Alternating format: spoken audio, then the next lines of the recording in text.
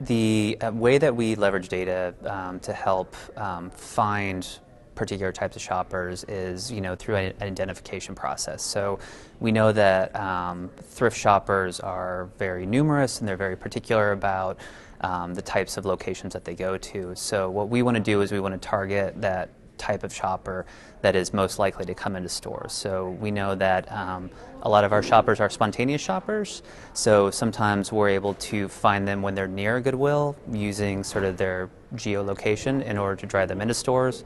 And so we found that that's a very successful way to help us leverage the data.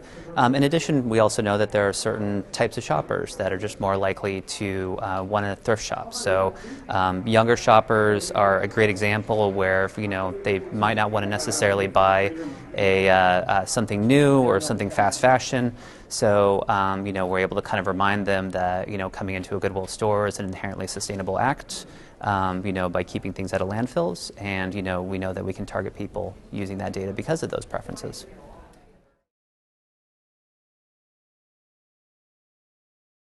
Yeah, well, I think the specific example that we had with Teemo is a prime example of where we can close that gap from intent to action. So we were able to, through a variety of different targeting opportunities, know precisely where people were at and then use that to bring them into stores. Now obviously you have to have a clever message tied to that, so that's where the work with Ad Council to deliver those ad units in sort of a fun and novel way was fantastic for us.